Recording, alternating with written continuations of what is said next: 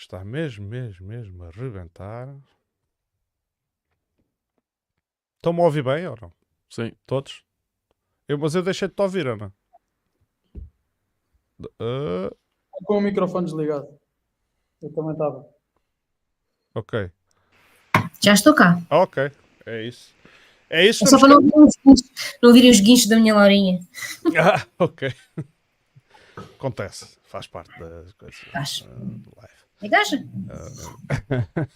Então, vamos a isto. Boa noite a todos. Bem-vindos a mais um Tanque de Ideias, onde se discute o fim do mundo e o admira. E hoje temos cá um convidado de painel. Temos Hélio Búzio, ou diria Búzio o Bardo. Como quiseres. Tudo bem. Se bem que isso é só um alter ego para quando eu escrevo qualquer coisa. Boas, mas escreves coisas e portanto, Búzio Bardo, quem tiver pela curiosidade, pode ir sempre pesquisar na internet. Tens um site, tens um blog. Tem, exatamente. E uma página no Instagram. No Instagram também e no Facebook. Muito bem. Quem é que quer abrir as hostilidades hoje? Eu vou já dizer que hoje, como somos 4, temos que gerir aqui muito bem o tempo. Eu tenho alguma atenção obrigatória que quero dedicar a Mil Fontes. Mas depois, claro, tenho que fazer o meu lamiré lá por as terras de leste, porque para cumprir aqui então eu posso começar se quiseres. Força, Manel. Chega-lhe, Manel. Então, boa noite a todos. Em primeiro lugar, gostava já de dizer aqui a quem nos ouve e quem nos vê que vamos ter Assembleia Municipal na sexta-feira e, portanto, quem quiser ou quem tiver algum tema que acho que é importante levar à Assembleia Municipal, convido já a deixar aqui nos comentários. Acho que faz sentido que deixe. Acredito que haja muitos temas que as pessoas queiram ouvir e muitas vezes não têm maneira de os enviar e assim parece-me uma boa forma de o fazer. Eu gostava de começar pela política internacional, dar aqui um pequeno toque muito curto, uma vez que depois o João também há de falar melhor sobre a guerra na Rússia e na Ucrânia. Houve ontem, penso que foi ontem, ou se não foi ontem, foi na madrugada de há 2 dias, houve bombardeamentos numa base russa. Já rapidamente se compreendeu, e também acho que era óbvio que foi um ataque conduzido pela Ucrânia, e portanto claramente que esta guerra começa a tomar proporções diferentes daquilo que estávamos habituados até agora, e portanto parece-me claramente que podemos ver nos próximos meses ou uma escalada ou claramente aqui um recuo da Rússia se a Ucrânia começar a ganhar aqui terreno. Mas deixar também aqui a nota de que a Ucrânia e a Rússia voltaram a trocar prisioneiros, e entre os quais no contingente ucraniano iam membros do batalhão Azov, pronto, que como todos sabem é um batalhão de cariz neonazi da Ucrânia. Depois também queria aqui mencionar que nos Estados Unidos, depois daquela indecisão que havia sobre o estado da Geórgia, e depois de um Senado que já era democrata, apesar do Congresso ser, ou da Casa dos Representantes ser republicano, vimos agora a Geórgia a reforçar ainda mais essa vitória do Senado para o lado democrata e, portanto, mais uma vez os democratas a reforçarem essa vitória no Senado. Também gostava de falar um bocadinho sobre o preço dos combustíveis na Europa. Nós em Portugal vimos esta semana uma tendência até positiva nos preços, mas por outro lado continuamos gostava no fundo de debater um bocadinho este tema, porque apesar de vermos aqui oscilações também tem a ver com a isenção do ISP, que não vai durar para sempre. Também gostava aqui de deixar em aberto o debate, e também com isto passo a palavra, sobre o futuro dos combustíveis, como é que nós vamos viver a 10 a 20 anos em relação a tudo o que tem a ver com combustíveis fósseis e como é que vamos, no fundo, preparar alternativas, uma vez que a eletricidade, portanto, os carros elétricos e tudo o que tem a ver com energia elétrica não é escalável se todos acabarem por escolher esse meio. Nós não temos cá em Portugal, nem no mundo, capacidade de alimentar em horário de pico, ou seja, todos os dias às 6, 7 da tarde, todos os carros do país, há uma grande parte dos carros do país a carregar, e pronto, e portanto claramente que terá de ser feita aqui uma escolha entre várias ofertas, não é? Entre combustíveis fósseis, energia, outros que aparecerão como o hidrogênio no futuro. E, portanto, gostava também de deixar aqui este tema. E pronto, depois hei de falar também um bocadinho sobre a política nacional e claro, local também. Hoje estás muito ambicioso, Manel. Para o tempo que temos, pá, já lançaste aí uma série de cartas. A cortesia, podia fazer aqui aquela cortesia tradicional, né? Dizer, dar agora a palavra às senhoras, mas hoje temos cá um convidado e, portanto, eu vou passar a palavra ao Hélio. E, portanto, Hélio, não sei se podes optar por fazer algum comentário àquilo que, entretanto, o Manel já disse, ou podes introduzir tu um tema teu e discorrer um pouco sobre ele. Assim, de repente, um tema que eu pudesse introduzir seria o Afeganistão. Agora, há pouco tempo, há uns dias, deu-se um passo importante em que os Estados Unidos negociaram com representantes do Banco Afegão para libertar alguns dos fundos que eles tinham congelado, que não sei se calhar fazer aqui um preâmbulo sobre essa questão. Força, estás à vontade. No Afeganistão, quando os Estados Unidos saíram e o governo imediatamente afegão que estava instalado, né, aquele governo que eles tinham colocado lá, fantoche, né? Né? Sim, fantoche, sim. O que aconteceu? Os Estados Unidos congelaram os bens do Estado afegão e isso automaticamente gerou uma crise económica e humanitária gigante, fome, muita fome. Cheguei a ver reportagens de pessoas a venderem os filhos para a escravatura, porque era preferível venderem para a escravatura do que vê-los não terem comida para lhes dar. Pessoas a venderem rins, pronto. Sim, o que é estado do imaginável apocalipse, né? Num sítio onde não se consegue arranjar o bem mais primário. Portanto, agora houve uns passos em que os Estados Unidos andavam a ser pressionados, até pela opinião pública, houve uma reunião e já se libertaram alguns fundos. Depois o que eles fizeram com os fundos é complicado, acabaram por utilizar aquilo para fortalecerem o sistema financeiro deles, para conseguirem depois baixarem os preços das coisas, mas não. Pronto, há esse sinal. Em relação ao que o Manuel tinha dito, eu sei que agora também há pouco tempo se negociou para se haver um limite para o petróleo russo, acho eu. Exato, eu também. Esse tema vem a talho de foice, é importante falar nele. Lembrei-me disso pelo que ele tinha falado. Portanto, acho que aí há um sinal da comunidade e acho que utilizaram ali uma forma de pressionar muito. Eu não sei como é que se diz em português, insidious.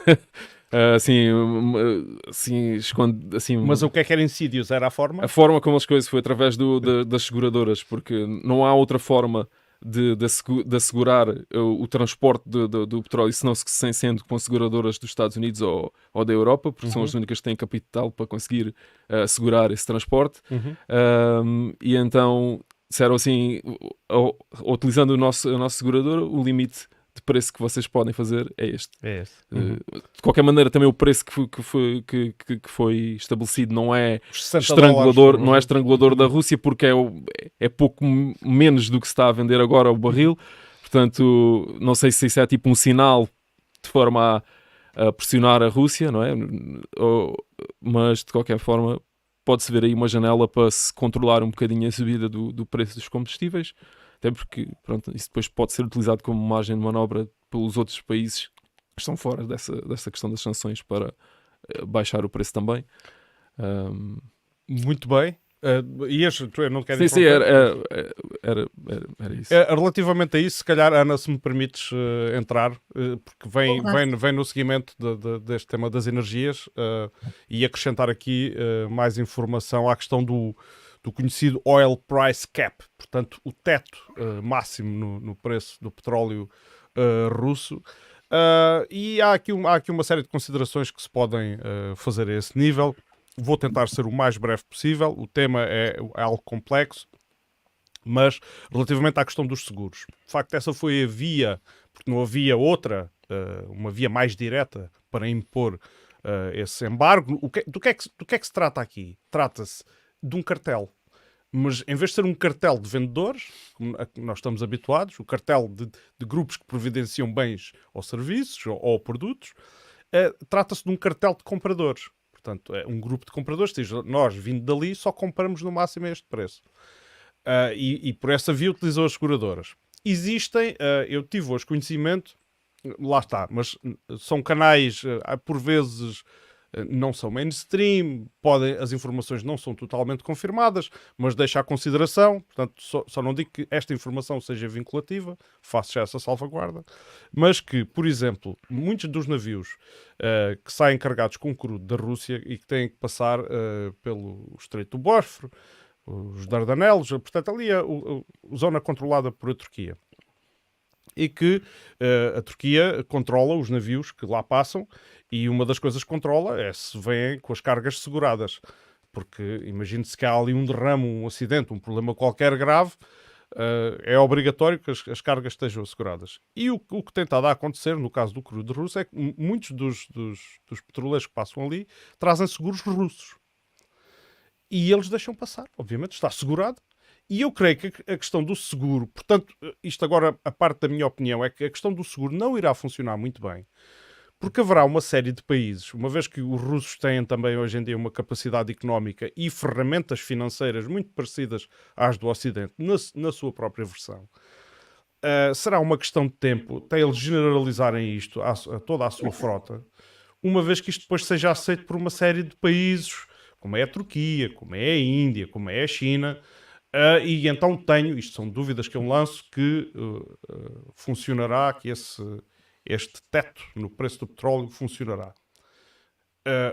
Por outro lado, a questão do preço que se referiu, quer dizer, durante as negociações para estabelecer esse preço, havia quem quisesse preços de $30 e até mais baixos. A Polónia os bálticos. Eram os países bálticos, estão sempre muito assanhados, têm lá o seu sentimento anti-russo, têm lá as suas razões históricas. Exatamente.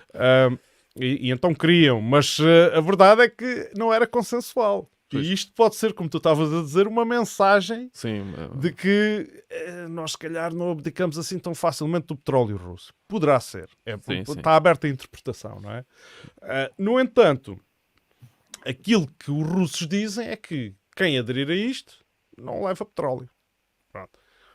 O que me leva depois à quarta parte da questão, que é: poderá acontecer este petróleo chegar na mesma aos países que se juntaram para colocar este teto, muito mais caro, porque poderá já ter, imaginemos que sai, que é vendida à Índia até um bom desconto, mas ligeiramente acima dos $60, mas depois já no fundo o rebranding, né? Mudou-lhe a marca, metem-lhe um carimbo diferente. Sim. Já não vende a Rússia, vende a Índia, e é vendida à Europa na mesma, mas a um preço muito mais elevado. No fundo, acabamos por nesta história toda, acho que quem sai mais prejudicado são os europeus, mas isto é a minha opinião. Ana, dou-te agora a palavra. Podes mudar de tema ou podes manter-te neste tema se tiveres alguma coisa a dizer.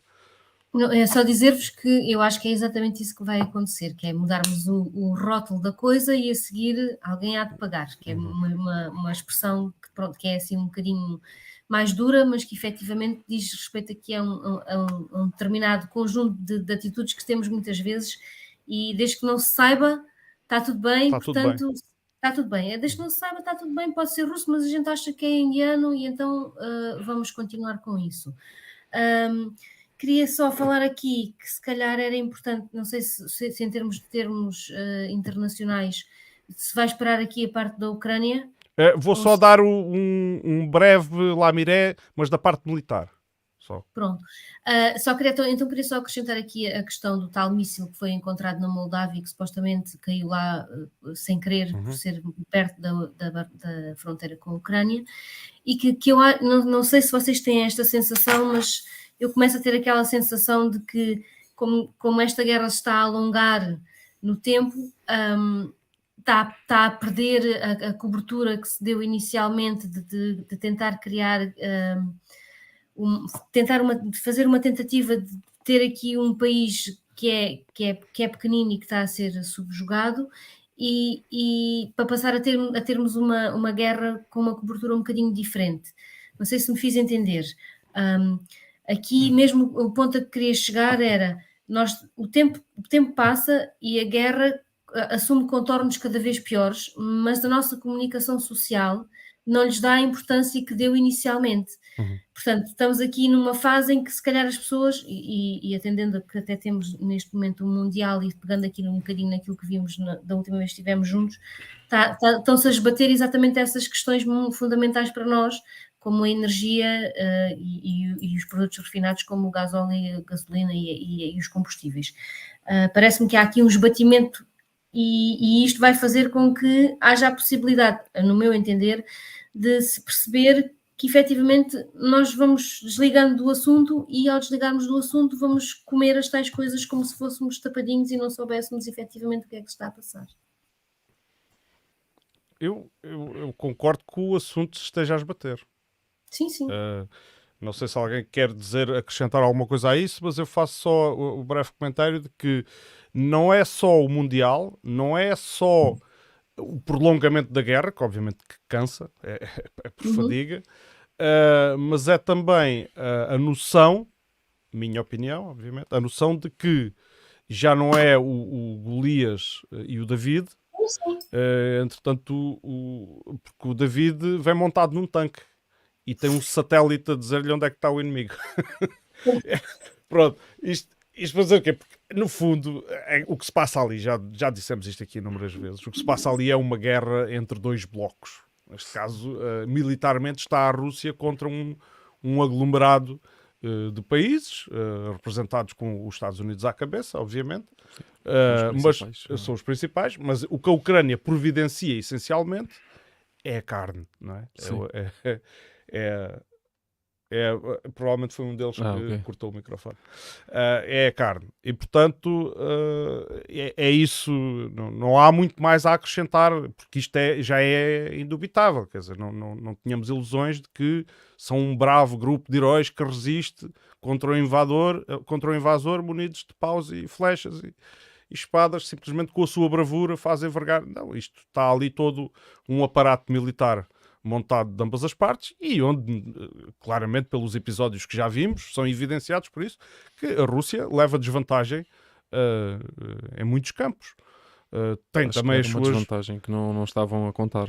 Que provavelmente não contariam com algum, porque a presença da NATO na Ucrânia já era há algum tempo, sim. Já era mais há algum treinamento, tempo. não era tanto meios. Era mais treino, exato, não era o empenhar de meios que se vê agora. Quanto aos ataques que foram... agora vou entrar aqui dizer aqui umas coisas polémicas, que houve dois ataques bem no interior da Rússia. Eu salvo ver, foram cerca de 600 ou 700 quilómetros. Uma das bases era muito próxima de Moscou. Portanto, o que evidencia uma capacidade dos ucranianos de atingirem Moscou.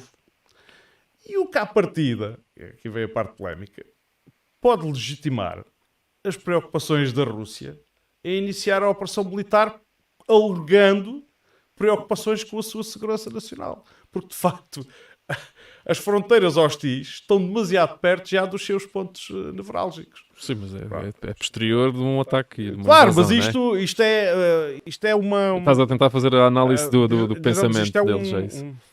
O realization, agora também Sim, estou com os anglicismos também na cabeça.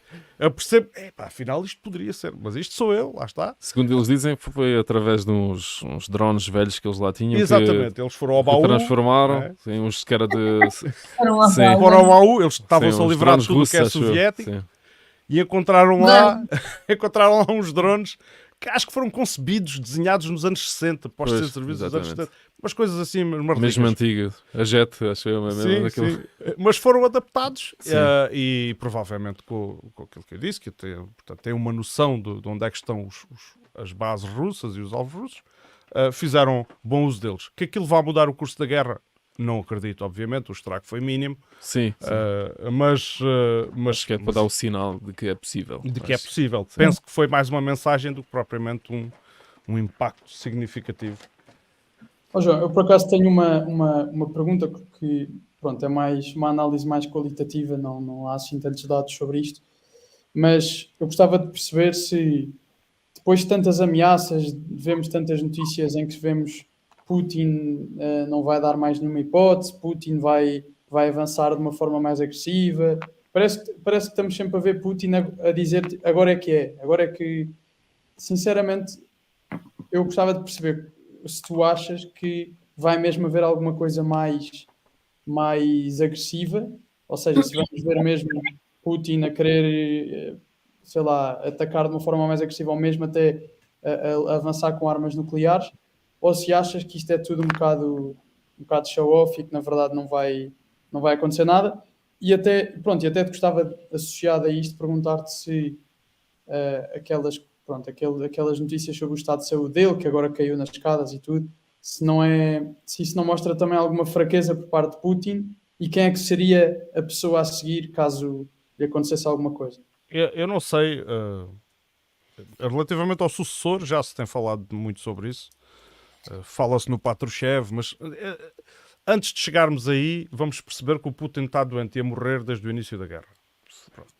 Isto é um padrão que temos assistido. Eu agora, alguma informação concreta não te sei dar. Sim, não há nada. Há alguns indícios que sim, outros que não. Outros que não. Há quem faça aquela análise comportamental das a mão a mãos tremer, e a mão a tremer. Isso claro. Mas é muito difícil de... Agora, quanto às ameaças, eu acho que aí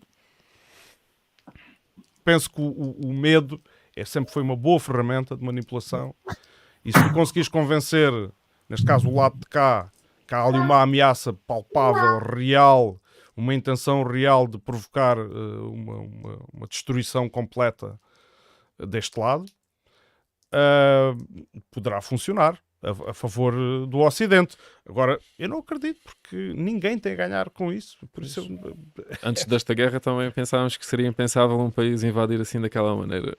Mas pronto, também é uma dimensão diferente. Sim, não é? É uma dimensão diferente. É Estamos verdade. a falar de uma coisa que, ao ser introduzida, não é pela primeira vez, porque os Estados Unidos foram os primeiros a utilizar as armas nucleares, mas depois de todas as convenções que saíram dessa utilização, não é?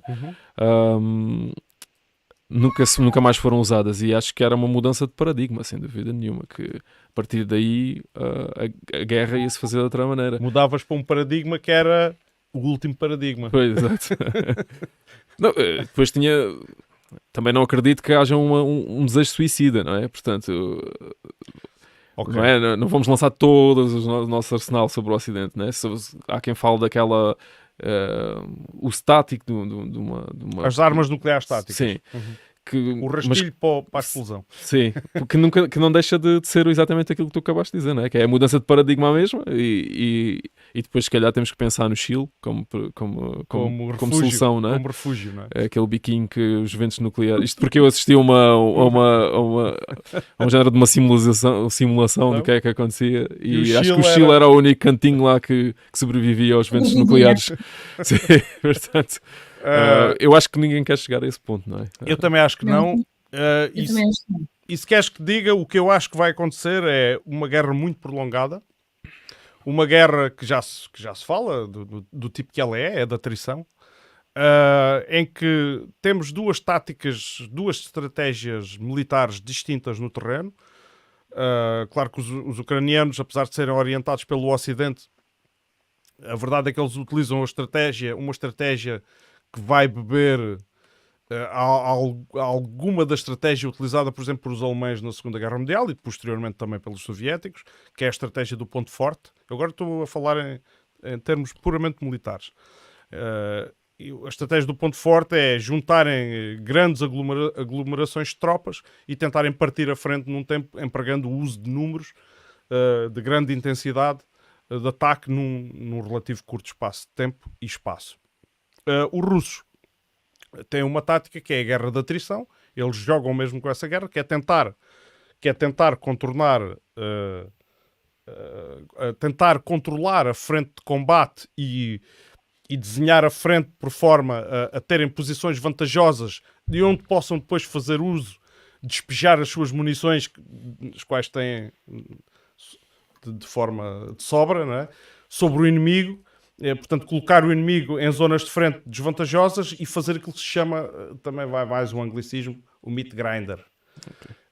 Em vez de tentarem avançar profundamente para dentro do território, tentam procurar a melhor posição no terreno. Às vezes o avanço são de escassos quilómetros, e depois estabelecerem as suas posições de artilharia e de aviação e onde massacrem, onde consigam sempre ter um número de baixas muito inferior às do inimigo. Estas parece-me terem sido claramente as duas estratégias usadas. Aquilo que já se passou, as batalhas que já se passaram até agora, têm evidenciado isso. Estou a excluir as primeiras semanas, Sim, exato. porque as primeiras semanas era a guerra de movimentos e era o estabelecimento, ainda era o desenhar da frente, ainda não estava desenhada. Sim. Mas agora... Eu acho que eles acreditavam que tomavam Kiev. Eu também estou convencido disso, que eles que, pelo menos que faziam o governo abanar, cair e chegar, sentar à mesa das negociações, pelo menos, e acabar o conflito aí. Portanto, mas agora já estamos noutra fase. Sim. Houve a consolidação no oeste, não é? Houve a consolidação a sul e a este. Consolidação. Sim. Naquelas e aquilo que se passa, aproveito já para deixar esta parte para encerrar depois a minha intervenção na parte militar, que é, neste momento, durante os últimos meses, desde do final de setembro, início de outubro, que vimos a Ucrânia recuperar a iniciativa, e desde há umas semanas, umas boas semanas, um mês para cá, que temos vindo a ver a Ucrânia a perder gradualmente a iniciativa na frente de combate. Desde a retirada de Kherson, que não deixa de ser uma retirada, mas foi uma retirada de facto voluntária, ela não ocorreu através da derrota numa batalha, ocorreu porque os russos aperceberam-se, o comando de Rússia percebeu-se que estava numa posição não tinham capacidade que não de segurar tinha aquela vantagem, posição. portanto era uma posição desvantajosa, que lhes provocava desgaste se quisessem manter à força. E não conseguiam manter, já, porque eles tinham destruído os acessos de mantimentos. É certo que na guerra moderna eles conseguiam esbater isso, mas lá está, o esforço era muito grande. Porque há sempre as pontes de engenharia nos diversos pontos, hoje destrói-se uma ponte, depois digo as pontes de engenharia militar, aquelas que são provisórias colocadas pelo exército. Pronto, mas não era sustentável, eles decidiram. Pronto. A partir daí têm concentrado os seus esforços novamente na frente de Kharkov e numa frente que já foi admitida a sua situação difícil para os ucranianos nessa frente, que é a frente de Artyomovsk, ou, eu não me lembrei do nome da última emissão, mas hoje lembrei-me, Bakhmut. Artyomovsk é o que os russos lhe chamam, Bakhmut é o nome efetivo dela. E então, nessa zona, os russos estão de facto a levar a cabo aquela estratégia que eu mencionei, que é a do triturador de carne, que é, já ocuparam posições em torno da cidade, estão mesmo nos seus subúrbios, às portas, e estão numa posição tal em que estão a obrigar os ucranianos a moverem para lá um grande número de reservas.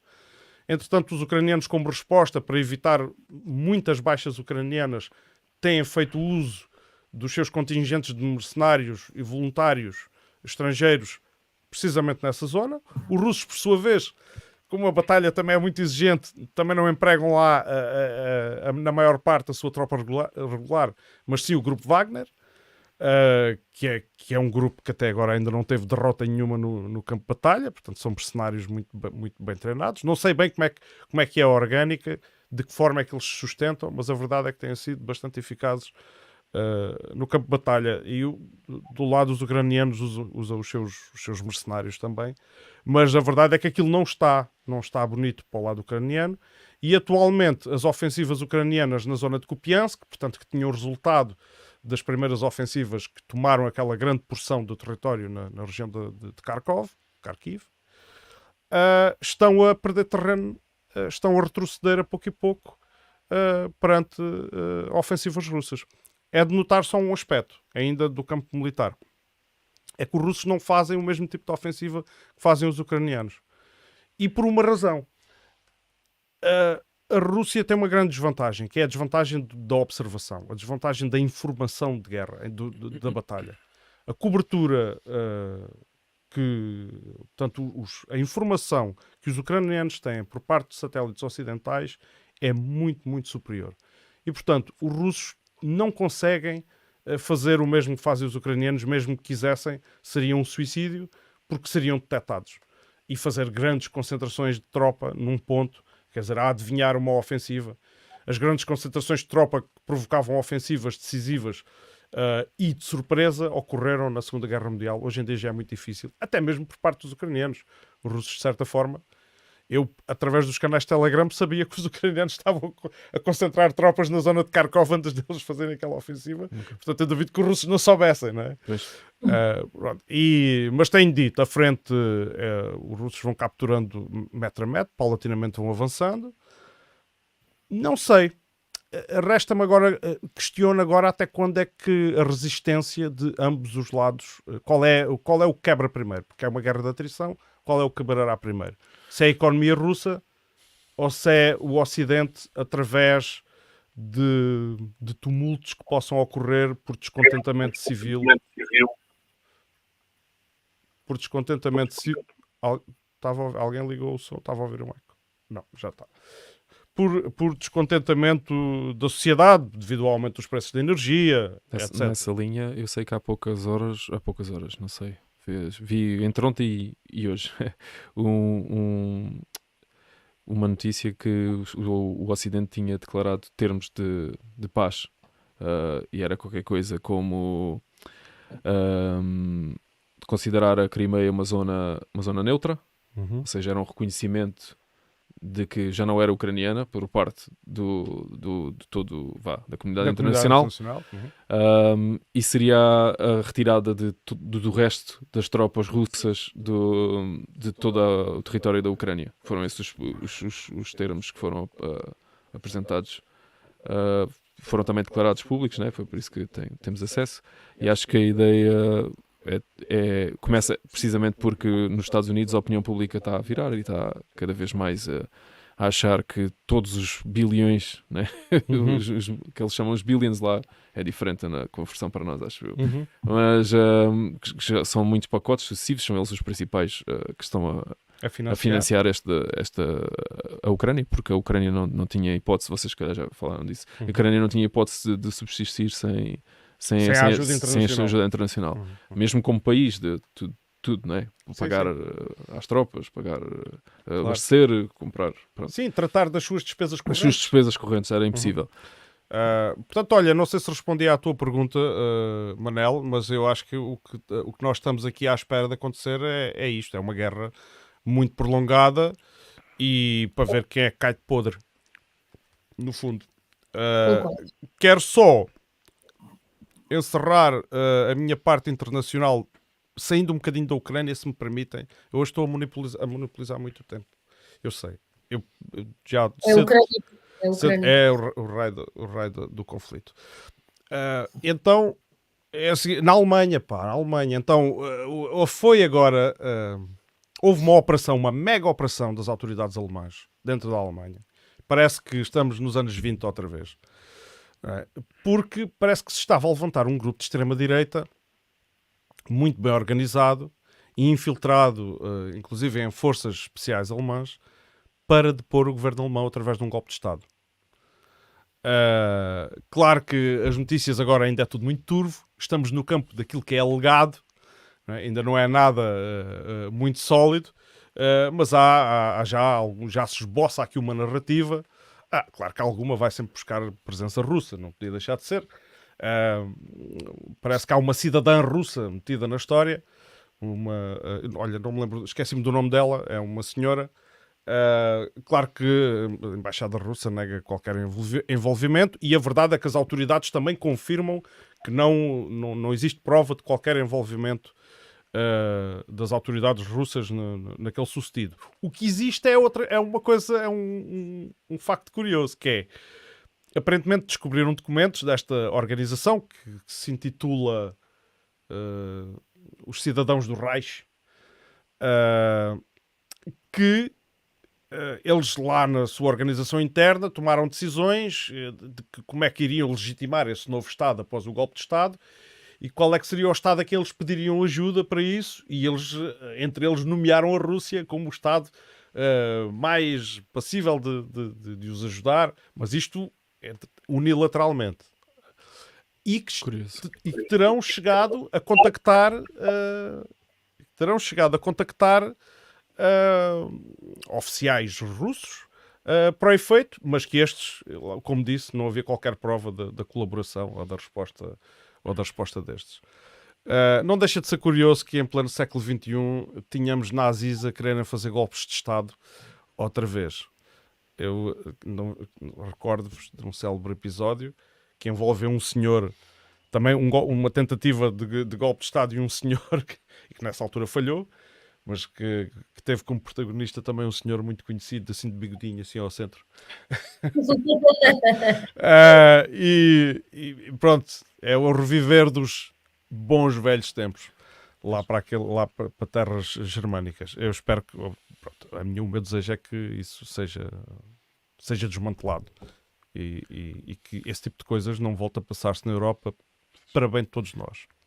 Pronto, agora só quando falar vai ser sobre Mil Fontes. Passa a palavra a quem queira agora. Olha. Está boa. Silêncio. Epá, não pode ser. Não pode ser. O Manel ainda cá está. Estou. Estava a estranhar. Não. Não, eu posso aqui também deixar aqui uma nota. Queria só mencionar um tema que vocês falaram, que é, ao fim do dia, quem é que é o grande derrotado desta guerra? Claro que é a Ucrânia, que tem grandes perdas, é provavelmente o envolvido nesta guerra com mais perdas, pelo menos materiais, quando falamos no sentido da vida das pessoas, da casa das pessoas, assim continuando. Mas o grande derrotado financeiro desta guerra é, sem dúvida, a Europa. Isto é um tema que já fomos abordando várias vezes. Os Estados Unidos, nesta altura, têm uma inflação gigantesca, provavelmente bem maior do que aquela que vivemos em Portugal. Provavelmente não, de certeza absoluta. Os Bálticos também com uma inflação enorme. Os países da Europa Central vão ter cada vez mais dificuldades, especialmente com esta crise financeira que também se aproxima. E lá está, ao fim do dia, esta guerra continua a interessar mais os americanos do que propriamente... Não sei, eu não sei se esta guerra não interessa quase tanto aos americanos como aos principais interessados do conflito em si. Porque, de facto, é a Europa que tem perdido, o dólar tem-se aproximado do euro, já tendo ultrapassado, inclusivamente, algo completamente inédito, e portanto, vemos completamente a Europa a afundar-se cada vez mais, e isto vai se materializar, na minha opinião, em dois temas, que é, primeiro, uma falsa ideia de crescimento americano, mas depois, ok, até pode parecer que é real, mas daqui a 2, 3 anos, aquilo que vamos ver é os Estados Unidos, se já neste momento estão completamente entre a espada e a parede, daqui a 2, 3 anos ainda estarão pior. Porquê? Porque os Estados Unidos, como é este grande responsável, grande porta-voz da voz ocidental, está a dever maioritariamente à China mais de, se não me engano, 300 trilhões de dólares, que é algo inimaginável, não é? Eu não tenho certeza se são 300 ou se são 200 ou se são só 10, mas é indiferente. São trilhões, não é? O que é que são trilhões? A nossa dívida portuguesa nem é sequer comparável. Se nós já temos dificuldade em perceber a nossa dívida, quanto mais compreenda sequer um número como... Sim, tenho que estar a ver. Peço desculpa. Continua, Manel. Peço desculpa. Não, eu não estava a dizer nada. Era aqui. E, portanto, os Estados Unidos, neste momento, têm um futuro completamente entre a espada e a parede, porque até podem sentir, eventualmente, que a economia vai melhorar, coisa que não é verdade, porque neste momento os americanos também estão a praticar uma data de layoffs e despedimentos. As grandes empresas de tech, especialmente, que dependem muito de investimento de terceiras partes, não estão a conseguir esse investimento. As grandes últimas rondas de investimento já foram feitas em janeiro e fevereiro. Agora, tudo o que vai aparecendo é muito, muito residual. E, portanto, as grandes empresas começam a despedir, a economia começa a ficar para trás, emissão de dívida, e lá vai os Estados Unidos rumo aos tetralhões, ou sei lá, nem sei. Portanto, eventualmente não são os Estados Unidos o grande vencedor. Quem vence é o Oriente. Não só os países orientais de segunda expressão, de menor expressão, há vários que começam a crescer e começam ali a ser o centro dos negócios. Países que se têm desenvolvido muito, mesmo ainda não sendo grandes potências, ou outros já sendo, mas países que se têm desenvolvido muito, como a Tailândia, países já muito desenvolvidos como a Singapura, países que já têm uma expressão no mundo muito grande, mas mais do que isso, a inevitável China. Não é? A China acaba por ser o grande vencedor de todo este conflito, E lá está, por mais que os Estados Unidos convençam que são eles os vencedores, não são, e hão de ser derrotados, tal como a Europa já é a grande derrotada. E no fim disto tudo, o grande derrotado é o Ocidente, e no fundo, esta guerra só vem contribuir para uma tendência, que era a tendência daquela Europa judaico-cristã, e digo isto não é no sentido religioso só, mas num sentido até mais de educação e dos nossos valores, ou seja, uma sociedade guiada por princípios de família, de tradição, um capitalismo que na altura não era selvagem, que era um capitalismo que fazia as empresas crescer e a sociedade desenvolver-se. E vemos hoje em dia, o que é que vemos? Vemos os extremos desta cultura judaico-cristã a tocarem mesmo em antípodas. Vemos, por um lado, o capitalismo a tornar-se não, já é há muitos anos, mas um capitalismo completamente selvagem, que leva a uma riqueza dos 1% cada vez maior e a uma pobreza dos 1% cada vez menor. Uma classe média que cada vez vale menos e, portanto, com uma classe média a desvalorizar, começam a aparecer os movimentos que normalmente são alimentados por esta classe média, tanto de esquerda como de direita. E por outro lado, vemos no outro lado, na outra antípoda, vemos os valores todos a desaparecer. Por isso vemos, associado a este capitalismo sem regras e a esta utilização de tudo e mais alguma coisa, a este materialismo puro, vemos do outro lado as pessoas a usarem-se também umas às outras, não é? E, portanto, começamos a ver não só cada vez mais uma tendência de descarte, não é? Isso já existe há muito tempo e cada vez está maior, que depois se vai materializando no dia-a-dia das pessoas, com políticas que não são claramente políticas de preocupação com o próximo, nem que não são políticas de cariz judaico-cristão, mas sim políticas claramente de um desprezo e de um utilitarismo que não é de certeza aquilo que nenhum de nós defende. E, portanto, vemos o quê? Uma Europa menos racional, uma Europa perdida e uma Europa sem qualquer tipo de ligação que a faça crescer. Este mercado europeu que muitas vezes motivou muita gente a acreditar e a defender a ideia, neste momento está completamente a desmoronar-se.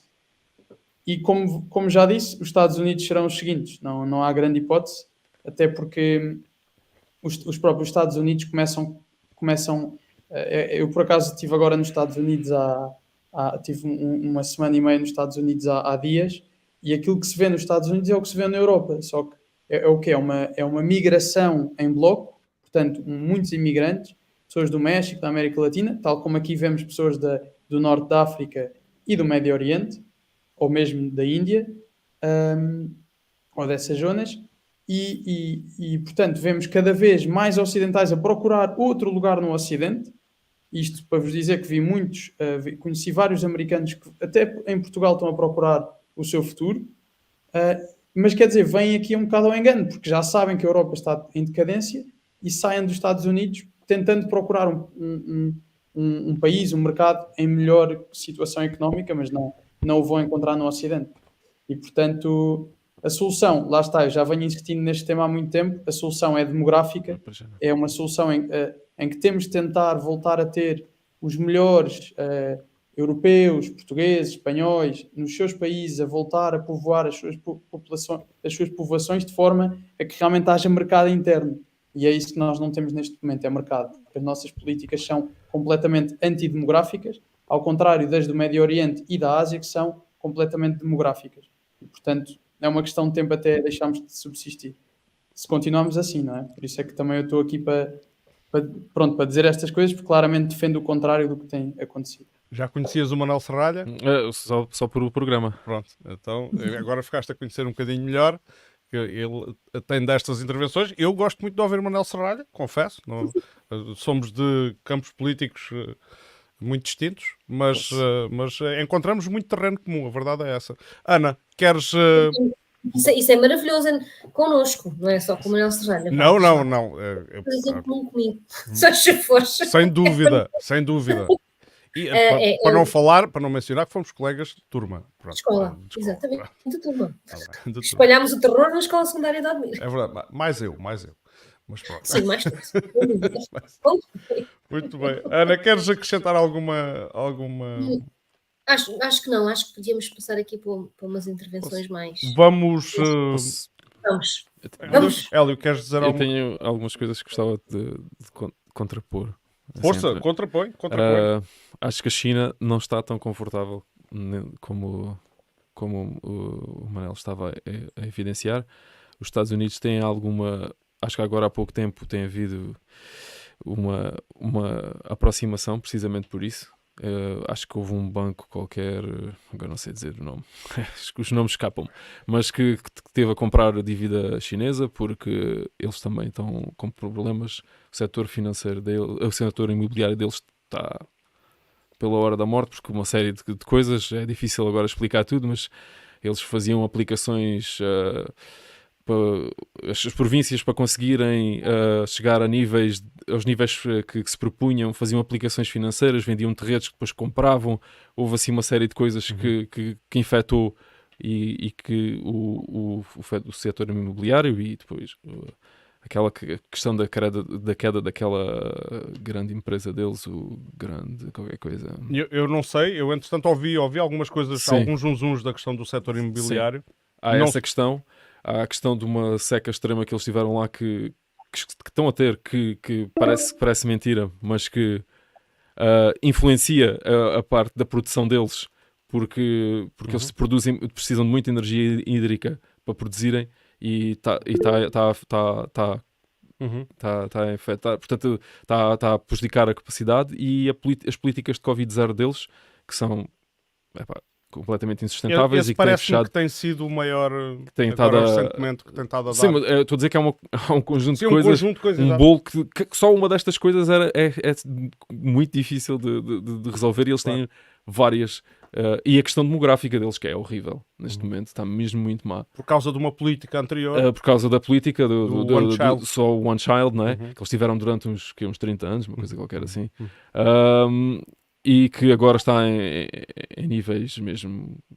Está a ficar mesmo muito difícil. A provocar um desequilíbrio. Então, já há um desequilíbrio muito grande. Portanto, essa questão do Covid-0 é uma das razões, porque eles têm uma população muito envelhecida que está. Já se fala de aumentarem a idade da reforma, não é? Que Que é das mais aproveito para baixas, dizer que mas- é das mais baixas. Sim, mas pronto, é uma coisa que se calhar eles não era para aí que eles se calhar queriam ir, mas portanto há uma série de questões. Os Estados Unidos também lhes fizeram um bocado partilham um bocado as pernas também noutra questão, com aquela portanto, certa tecnologia que eles produziam lá estão a deslocá-la para os Estados Unidos, portanto, mais uma questão. Portanto, acho que a seguir a essa é uma série de normas que eles criaram que dificulta, que impossibilita a produção de chips no Eu vou sugerir que Peço desculpa, eu estou-me a aprofundemos estender. Não tens nada de pedir desculpa, é que estamos mesmo Estamos já mesmo no tivemos fim, o né? aviso dos 10 minutos e eu não posso deixar Pois, acabar é sem isso. falar aqui de mil fontes. Ok, então peço desculpa. Era só, e só queria terminar por dizer que os Força, Estados Unidos também agora já se estão a concertar novamente com os sauditas, já conseguiram aquele acordo com a Venezuela, portanto a nível do petróleo. A Venezuela. Yeah. Sim, a Venezuela. Sim, é, não é? Estava a brincar. Sim, mas é com a Venezuela. Sim. Portanto, já foi assinado um contrato da Exxon de ir lá explorar petróleo. Portanto, eles... acho que eu faço a leitura contrária, que é, acho que os Estados Unidos são os maiores interessados neste conflito. Aproximaram-se da Europa que estavam a distanciar-se cada vez mais e acho que estão a consolidar a posição deles com isto. Muito bem, são duas posições distintas. Aqui temos espaço para isso, para haver posições distintas. Ninguém precisa, obviamente, levar daqui a bola para casa ou a bicicleta. Mas eu tenho que falar sobre Vila Nova de Mil Fontes e tenho que ser rápido antes que o Google me corte o pio. Que é, em Vila Nova de Mil Fontes surgiu uma polémica, agora nos últimos dias, que veio de um anúncio da Remax. Uma questão imobiliária. Foi publicado no site da Remax a venda de um lote que compreende a Praia da Franquia, para quem conhece, ali como quem vai ao Farol, aquela rotunda, é a parte do rio, a Praia do Farol, a Praia do Carreiro da Fazenda e as dunas e o próprio Farol. Portanto, isso está à venda. Para quem não, para quem, se calhar para alguns é novidade, e tem dado algum burburinho no Facebook, gerou-se obviamente aqui uma grande discussão, e eu Claro. fui-me debruçar sobre o assunto, não tanto quanto queria, porque isto surgiu numa altura em que estou atarefado com outras coisas, mas consegui obter alguma informação, e a qual vou dar aqui. Ora bem, número 1, vou ser sucinto. Número 1, para começar, se está à venda é porque é e é de facto propriedade privada. Precisamente. Que era coisa que o pessoal se calhar desconhecia. Não As sei. pessoas aquilo fazem o uso público daquilo, o uso que aquilo tem é essencialmente público e ninguém imaginaria, ou se calhar muitas pessoas não imaginavam que aquilo era propriedade privada. E portanto, se é privado, o dono tem o direito de vender. Está à venda por 2,5 milhões de euros. É esse o valor que está lá no site da Remax. Claro que as pessoas temem logo que lhes seja vedado o acesso à praia, que lhes seja vedado o acesso, o usufruto daquele espaço que desde sempre tem sido usado por os habitantes aqui de Mil Fontes e aqueles que nos visitam. Bom, mas eu quero dizer o seguinte: isto não é a única zona dunar ou até de costa que é propriedade privada. Temos mais. E dou até alguns exemplos. Dou o exemplo da Herdade das Pousadas Novas, que vai até ao mar, é confinante com o mar, ou da Vila Formosa. Tanto nas Pousadas Exatamente. Novas como na Vila Formosa, há inclusive projetos aprovados para se construir. Estes projetos foram aprovados, enfim, conseguiram obter aprovação. Eu acho que, salvo erro, que o da Vila Formosa, se bem me lembro, obteve até estatuto de projeto de PIN, projeto de interesse nacional. E, portanto, isto é possível de acontecer. E as pessoas têm medo, claro, agora que lhes vedem o acesso à praia. Eu acho isso pouco provável. Primeiro, a zona onde se encontra este lote é abrangida por uma coisa que se chama, uma figura jurídica que nós temos, que é o domínio público marítimo, ou o domínio público hídrico, que abrange uma faixa de determinados metros. Se forem ver a legislação, 50 metros a partir da maré cheia para terra, salvo erro. E portanto que poderá, é sempre de usufruto público. Nenhuma praia em teoria pode ser privada em Portugal. Aquilo que pode acontecer é, de facto, se aquilo for vendido, ou os atuais donos, é vedarem a sua propriedade. Claro, não podem vedar o acesso à praia.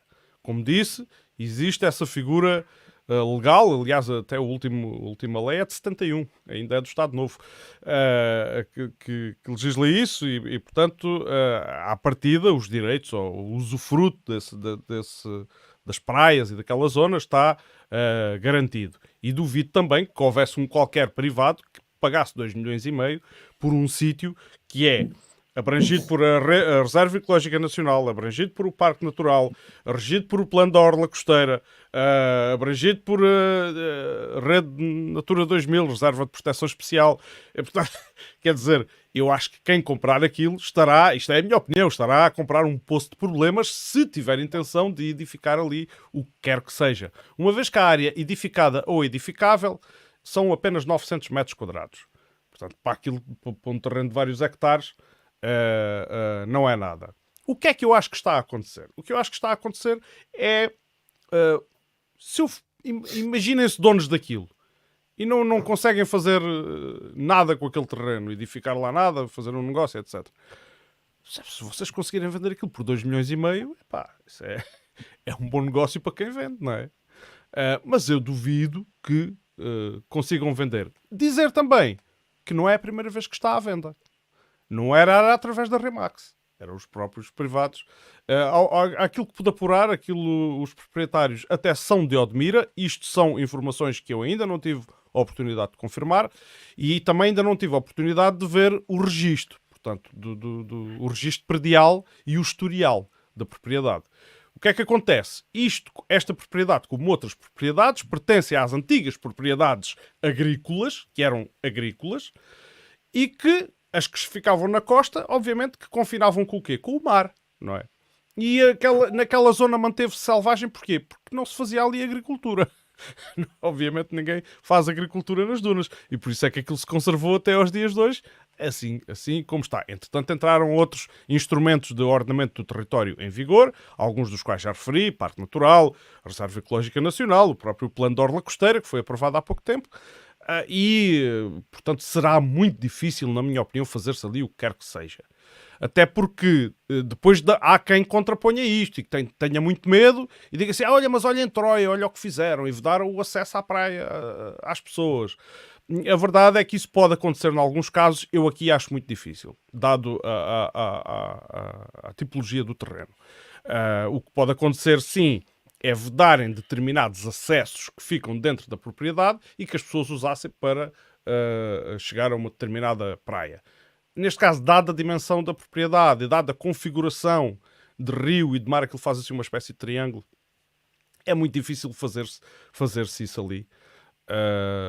E portanto, eu acho que isto foi mais alarido do que outra coisa qualquer. E como digo, não é a primeira vez que está à venda. No futuro, assim que tiver a oportunidade, irei indagar mais sobre o assunto, nomeadamente tentar obter o registro predial com mais detalhe, para perceber o historial das desanexações, partilhas, etc., que teve no passado, para perceber melhor o que se passa ali. Mas é como digo, é a minha opinião, obviamente, mas eu acho que não há grande caso para alarmismo. Pronto. E a chamada, a emissão, aproveito para dizer, está quase a acabar. Está quase a acabar. Portanto, obrigado a todos. Obrigado a todos. Mas hoje foi assim, acaba assim abruptamente. Hélio, muito obrigado por teres participado. Espero que não seja a última vez. Espero que voltes. E pronto. Acabou-se. Nós ainda estamos em direto, Hélio. Eles é que se foram embora. As pessoas que estavam connosco online. O Manel e a Ana. Mas aproveito, pronto, te agradecer e agradecer-lhes a eles. E agradecer também às pessoas que vêm e acho que irão ver. E já sabem, o Admira Livre Podcast é um canal totalmente independente, não tem qualquer pressão financeira, isso traz também as suas desvantagens, obviamente, mas pelo menos temos liberdade editorial completa. Podemos, inclusive, embora eu não goste muito do politicamente incorreto, nem de optar muito pelo populismo, gostamos de manter isto num nível mais sério, talvez percamos com isso, mas o Admira Livre Podcast é de facto o canal de comunicação sediado em Odmira, com o nome de Odmira, totalmente independente, e assim pretende continuar. Sigam-nos nas redes sociais, Instagram, Facebook, YouTube e o Diabo 4, e também no Spotify, no Apple Podcasts, enfim, uma panóplia é muita oferta para tão pouca procura, mas podemos e por isso estamos cá. Uma boa noite a todos e obrigado por estarem connosco.